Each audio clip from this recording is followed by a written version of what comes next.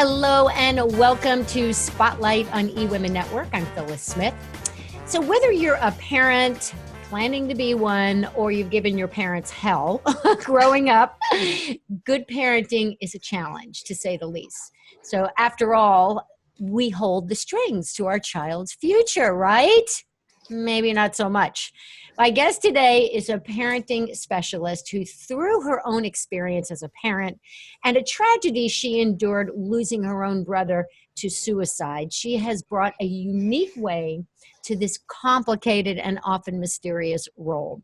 So please welcome author of The Art of Blissful Parenting and the premier parenting coach, Sharon Ballantine. Thank you, Sharon, for being here. Thank you, Phyllis. I'm really happy to be here.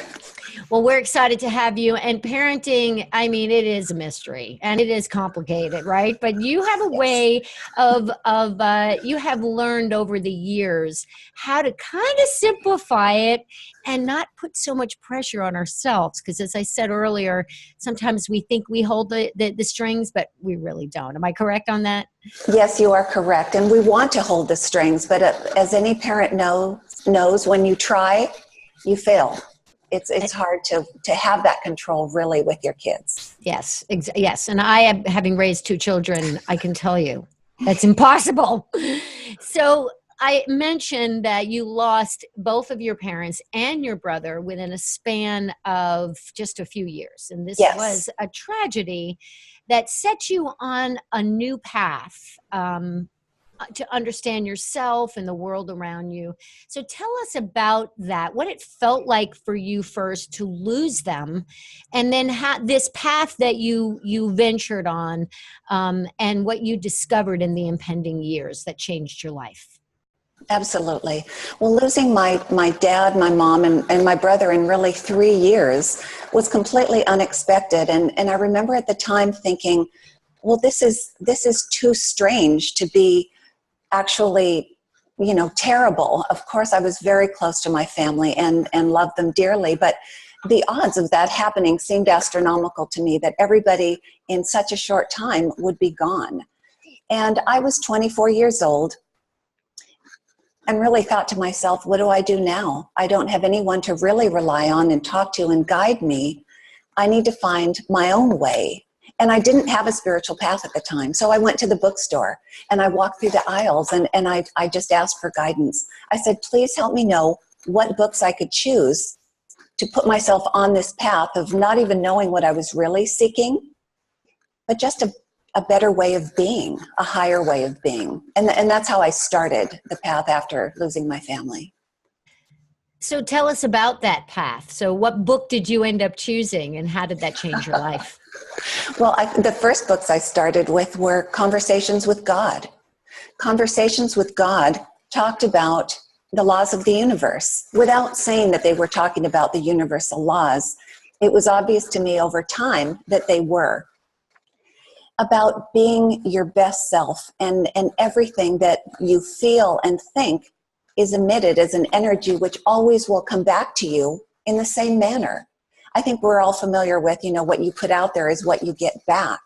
And these books very deliberately explained what that looked like and how you could fit the universal laws into your life and be better deliberately. And so that's what I really came to want to be, was a deliberate person creating a deliberate life. You raised 3 children of your own. They're all grown now. So before we go on to that path you took and how that impacted you as a parent later on, what were some of the mistakes you made as a parent that you now know is different and that you can go, that we can't fix it, folks. You can't go back and fix it. But what were some of the big mistakes that you made back in the day when you were raising your kids? I made some great mistakes, which was really my path of learning, and now is my path of teaching and helping other parents. And I think the biggest mistake I made was wanting to control my children from my own fears. We want the best for our kids. We love them, and we want them to have a great life, not get hurt, not fail. But we do that out of fear because they need to have all those components in their life to truly decide who they want to be. But at one point, I was too afraid to let them make their own choices because I hadn't learned to trust their choices. And so all the time I spent trying to control what my kids ate and how they did their homework and all of their learning skills and who they hung out with, it never worked. It never worked. And it took a real big incident in my parenting to finally decide to turn that around. And it really was it was my own choice. But it came very close to hurting the relationship with my kids. Well, I did hurt the relationship with my kids while I was in control mode, which will always come out of your fears. Tell us about that. This is a story, an incident that changed everything for you. Well, it was the day I gave my son back his life, literally on a silver platter. Our relationship had gotten to the point where all it took was a hello from me, and we started to argue. Because every time that my son was participating in anything, I wanted it to turn out well for him, so I tried to control the outcome and control his actions. And kids don't want to be controlled. You know, they're here in this life to create their own path. And you know what? Just like all of us, it's by trial and error. We learn from our mistakes. But I was afraid to let my kids make mistakes for a period of time. And I got in the car one day after excitedly picking him up from school, and I couldn't even get a hello out, and we started to fight. And I realized that I had just hit what I call the parental brick wall. You know, that wall where, boom, there's no more communication. And my child didn't even want to talk to me, let alone look at me. And this had been going on long enough, kind of the lead up to this, that I decided to make a new choice, because we do have a choice in our parenting. We cannot control our children, but we control our own behavior and our own reactions. So I took a deep breath and I made a new choice. Not in that moment. We drove home and it wasn't a very good day. But within a few days, I came back to the table. I walked in the door and he was sitting at the dinner table. And I said, Dustin, I have some things to say to you. I'm going to give your life back to you on a silver platter. I'm going to choose to trust that you know in your heart and soul where it is you want to go and what choices you want to make. And I'm going to choose to let you fail and let you learn for yourself, because that's your highest growth. He couldn't believe what he was hearing. He completely was very surprised, but it changed the entire course of our relationship. And I went on to do that with my daughters as well, because there was a period of time I had 3 teens that I was trying to raise and make sure they came out okay, which of course they do. And the less we try to interfere with that, really, the better. To guide and inspire is great, but to control, eventually we're always going to hit that parental brick wall. Yeah, I had an experience similar with I raised 2, as I said earlier, and my son, I remember recently, he's 24 now, and we were in the car once driving, and I love to just have these philosophical discussions with my kids, and I put their, make them tell me everything, what are you thinking? And then they're like, I don't want to tell you. Anyway, so I asked my son, if you were to go back looking at how you were raised, and how, what mistakes, and I'm open to this. You're careful about what you ask for. Yes. And I asked him, what was it that you would have liked me to do differently? And I can't speak for my husband. I can only speak for me.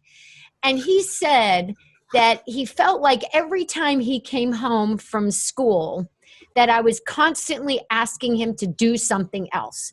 It's almost like asking, he didn't say the words, but now I say it to you. It's like asking him to perform, or, the idea of living up to what I think is his potential, or what I want to be proud of. I think as parents, we're like, we have this vision of what we want our kids to do and Yes. who we want them to be.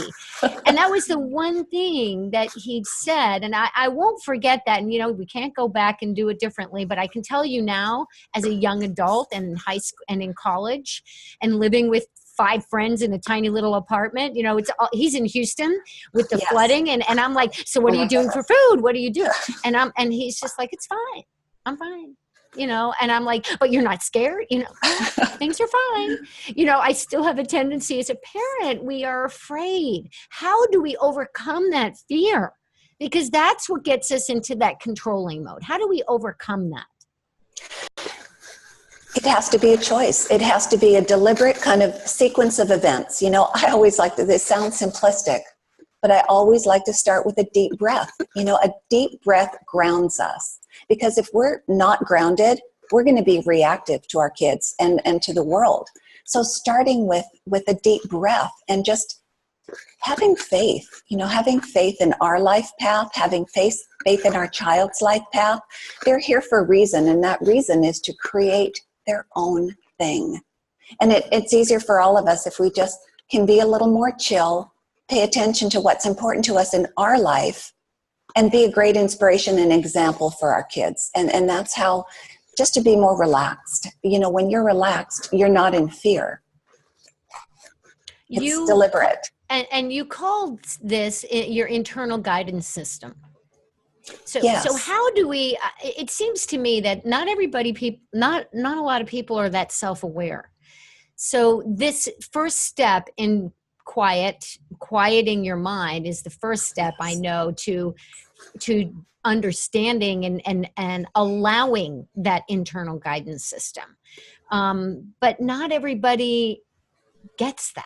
Like how do you, after the breath, how do we manage that IGS, that internal guidance system? So I love that question. My favorite word is allowing, because we have to allow our answers to come to us, you know, by not being in resistance, by not being in fear.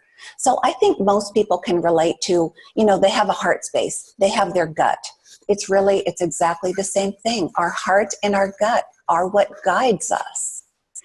But we can't hear those messages when we're in fear, when we're upset. So our work is to become more chill, if you will, to just take those deep breaths, do whatever it is that has meaning for us, that relaxes us. And it's going to be different for everybody. But to get into that space of allowing, so you can have that inspiration on how to respond to your child, on how to find your next best job, or whatever it is in your life. It's following your gut and your heart, and we all have that guidance, all of us. But we have to be available to hear it, and that is a really good and easy way to hear your guidance. But it takes practice. You know, we're so involved in living our busy lives, and you have to be deliberate about it. You have to be inspired to take care of yourself, so you can be your best, most open self for you and your kids. We've been talking a bit about teenagers, and that's a tough time period for sure. There's so much going on with them. It's a magnificent time of transition, and but it's also very difficult physically, mentally, emotionally, a lot going on. But what about parents of younger children? So this internal guidance system, I just want to bring a story up. I remember a friend of mine when our kids were in elementary school, and her daughter left her backpack at home. Now, if it were me, I'd be running to the school with the backpack. She did not do that. She left the backpack and had her daughter call her up, hysterical, because she didn't have her backpack. And her mother did that on purpose so she wouldn't forget it the next time. That's really hard to do. And I just always never forgot that story. And my friend was so much stronger than I, because I would have been rescuing my kids, you know, with the backpack. So what do you think when they're younger? Is there how do we get to that internal guidance system? Because it's pretty hectic when they're little. Okay, I love that question, because each of us are born with our own internal guidance system, and kids are really tapped into that internal guidance system. They can be more tapped in than we are, because they haven't yet forgotten. They haven't yet become part of a world that is crazy and is telling them that they don't have one. So as parents, we want to be very careful to not stomp on our child's internal guidance system, because they actually know how to use it. So we want to encourage that. And I know it's hard to I was in that same kind of situation. You want to be the path of least resistance for your child, but it doesn't serve them, because it doesn't give them the opportunity to tap into their own guidance if we're always there saving the day. And I know how difficult it is, because I did save the day, and then I chose not to save the day. And then at the end of the day, they were better off, because they had to tap in, which really came naturally to them. We don't have to worry about our kids' internal guidance system. They have it. They innately know how to use it. But as parents, we can spend a lot of time, and especially with our teens, telling them they don't have it because we don't trust it. And if we watch them make choices that we don't agree with, we think those choices don't serve them. But all choices serve us, even the ones that seem not good. Yeah, it is hard to allow and let go. I have another story. My daughter was 13. I mean, she was 13. She had shut the door. She turned 13 and the door shut, right? And then we stopped communicating, just like your experience. Mm-hmm. And she was in the back of the car, and I was just distraught because I just loved being a parent. I loved being. It was like, oh, it's just so wonderful. And then when she shut me out, it was devastating. It was like somebody had died, and in a way that child died. And she was in the back of the car, and we had pulled into the garage. I don't know, somehow we got in a fight. And I said to her, Deanna, I got angry with her, and I said, what is it? You shut me out. You just shut the door. We don't even talk anymore. She said very quietly and sweetly, that's what I'm supposed to do. I'm a teenager. That was her internal guidance system, and I wasn't allowing exactly. And I hear that story from so many parents, and I experienced it myself. But if we're able to just take that deep breath and know that all is well without having to be shown that all is well in every moment, we're going to be happier, and we're going to have a better relationship with our teen. Because I think what happens is we get caught up and stuck in those expectations that take us down, and it takes the relationship down because they are not here to live up to our expectations. They're so in the process of deciding and choosing who they want to be. And when we're fearful, we kind of throw a wrench in it. How about let's just, your top 5 parenting tips, and there's a bazillion of them. Let's start with just one, let's go through, 5 quick ones that people can implement today. Okay, tip number 1, make eye contact with your child and smile. Whether it's a young child or a teen. We get caught up in our busy lives of doing, and we have to make dinner, and we send the kids off to do their homework. And we forget and don't take the time to just look at our child, connect eye to eye, and just smile. No words necessary. That can be some of the best communication that you have with your child. We just have to stop and remember to do it. We love our kids, but they need to feel that energy coming from us. And it feels fabulous for everybody.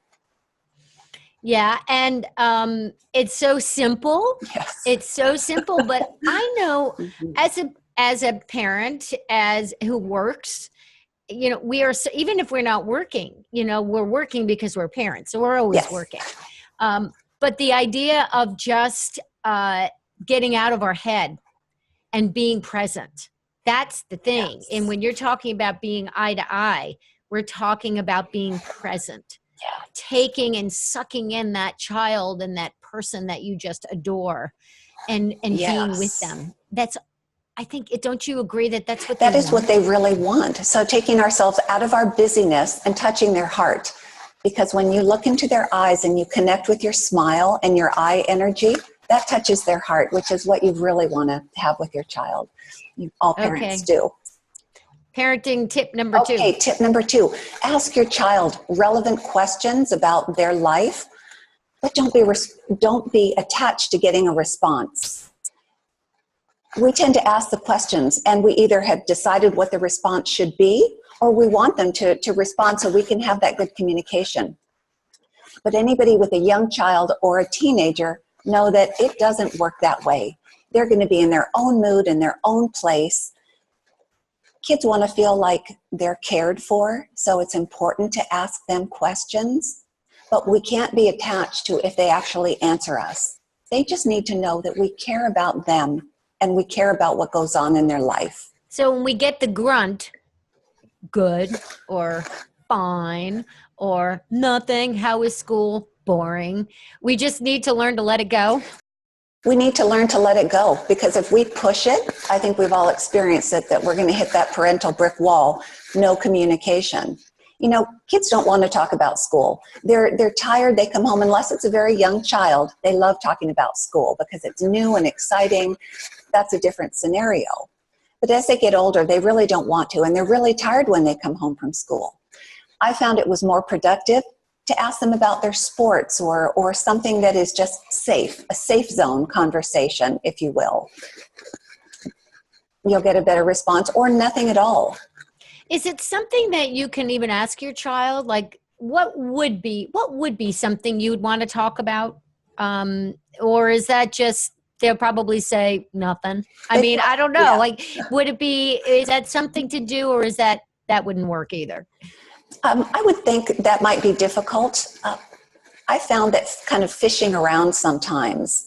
And sometimes I just had to drop the whole subject of conversation, but just touched on the subjects that I knew were important to them, like an upcoming outing at school or a certain friendship I know gave them joy. But if I didn't get anywhere with the subjects I know they love talking about, I just dropped it and just was there with them. Just to be with your child without talking is so important on every level. Just to be there without expecting anything. And you have to put your ego aside, because I think as parents, I know for me, I always think, what did I do wrong? I always figure my kids are going to wind up on the couch one day in some therapist's office talking about what I did or my husband did. I figured that's going to happen, and that's okay. I'm okay with that. I feel it does take a village to raise a child, but I think there's some ego about being a parent too, in that we have an idea of what we want from them. We have enjoyed, we've raised them. They were in our womb. Look what we've done to bring you into this world. Almost like we feel like they owe us something, but they really don't. How do you get past the ego? You just decide that you are here to support, inspire, and guide your child, and to kind of live as an equal with them. You want to give your opinions, but you can't be attached to them doing anything your own expectations. It's really and it used to be a family joke with us. Well, I know you're going to need therapy at 30, but I need to tell you this right now. So, I went through that as well, and it became kind of a fun thing. But you can always tell how it's going by how your child is reacting. If they're pushing against you, that wall is up and they don't want to hear it, and none of the gems that you're giving them are going to sink in. So over time, I came to learn that I ask permission not to speak with them, but to offer something. I have something here I think could help you. Can I share it with you? Biggest success I've had in my parenting, and I do that to this day. And then they're willing to listen because they've given me permission to offer my gems.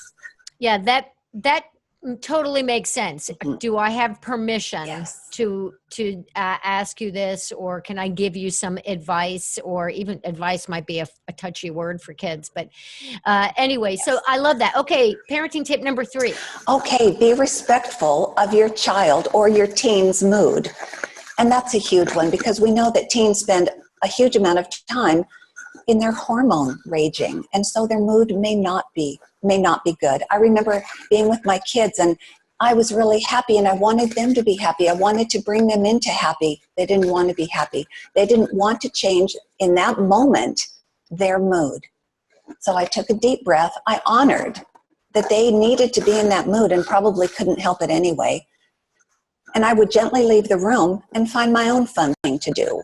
You have to allow people to be themselves. And we all know if we've ever tried, we can't change our kids' moods. We have to be respectful of their mood, knowing that we can't get through to them anyway when they have those walls up. Respect is so important, and we forget that. Parents will say, well, I'm the grown up and you're the kid. And that immediately diminishes any confidence or independence that child has. And so by kind of co-parenting and allowing the child to sort of be part in the process gives them confidence as well. My mom was a teacher in my high school for, 35 years or so. And her thing, and she's an amazing parent, is respect. how do you, these kids, till this day, years later, they come back and they write to her, and she's got more friends on Facebook than I do, and they're all her former students. I love that. But her thing is that I respected them, so they respected me. And that's how she raised us. She respected us and our opinions, and so we respected her. So it goes a long way. It's beautiful. And we want to empower our children, not diminish them. And giving them respect, as you say, empowers them to go out into the world, because we're not going to always be there. We want them to have a strong core, a strong internal self, and trust the choices they're making. They can only do that if we've helped strengthen that and empowered them. All right, your next tip? Okay, encourage participation with the family, but don't require it. And this is particular with your teens. Have you ever noticed that, the teens, they don't always want to do the next family outing? And I was big on outings and activities. Kind of became, a thing in the family. Every time I tried to force my teen to come along with the family outing I'd planned, it didn't go well. I spent the whole day fielding, arguments with them, and it just was not the fun that I had envisioned. So I learned the hard way that invite your teen. They want to feel like you want them there, but don't require that they participate. And sometimes it might even be family dinner occasionally. Let them do their own thing, because if they're not in a good space, no one's going to have fun. Oh, I had that, boy. I remember planning a whole weekend trip, and we're all going to go, and my son's in the car, and nobody wanted to go. Yes. And I was so heartbroken. Mm-hmm. And you're right. This is where it's important that you have your own, you feel good about yourself and you enjoy being by yourself, because if that happens and you got to go, you could still do something and have fun, but you just don't bring them along. It has to be their choice. And by allowing my teens to not be forced into that participation, over time, they wanted to. Why? Because it became their choice. It stopped being at 10 o'clock, be ready because we're going on this outing. That just didn't go over well. So I learned quickly that this is what we're doing. We'd love you to go. Are you interested? Because they're people too, and it's really hard to force someone to be interested in something they're not. Yeah, you can't. My husband always says that you can't force somebody to eat liver and like it if they don't like it. I mean, so I love when you also say they're people. They're people. And just as you wouldn't force a friend to go somewhere they didn't want to go. And it's the same concept. They're people. And you have one more tip for us? Yes, I do.